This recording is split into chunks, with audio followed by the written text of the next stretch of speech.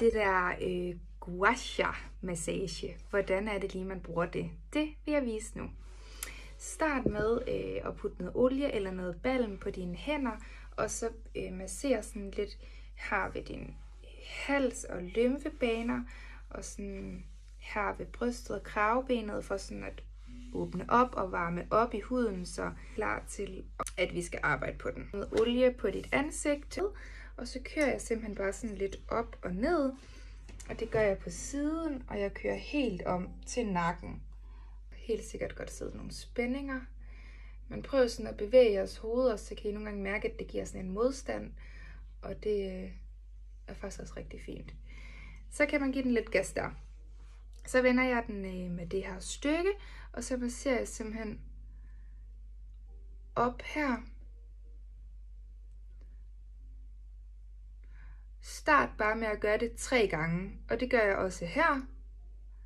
Så den sådan rammer lige omkring min mund.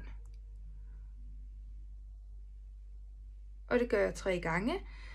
Og så kører man sådan lige et stykke op, og det er der, du kan mærke, at dit ben sidder. Så den skal sådan lige være på den. Og køre sådan så langt op, du kan. Og gerne helt op i hovedbunden. Det er så fint.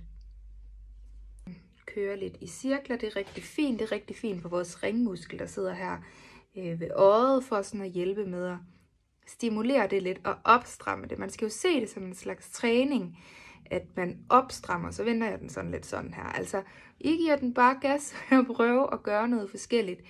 Men det er fordi, det kunne jeg lige mærke, at den passede lige på min kind der. Men det jeg vil sige, det var, at man skal egentlig se det som en slags træning af ens hud. At vi toner musklerne. Lige i panden, der kører jeg faktisk sådan her op. Prøv at se et flot løft også det giver. Og det er jo det, vi gerne vil have.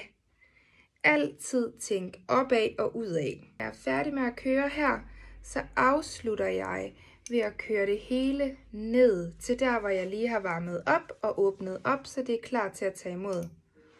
Og jeg bliver altså rød, og faktisk bare super fint. Kører lige ned et par gange.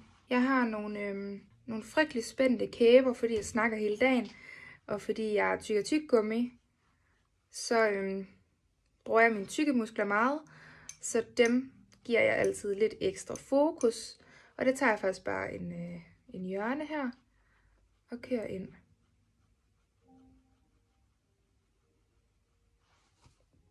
Hvis man vil arbejde lidt mere på øjenomgivelserne, og man har nogle linjer, start med at køre her, og så kører den rundt.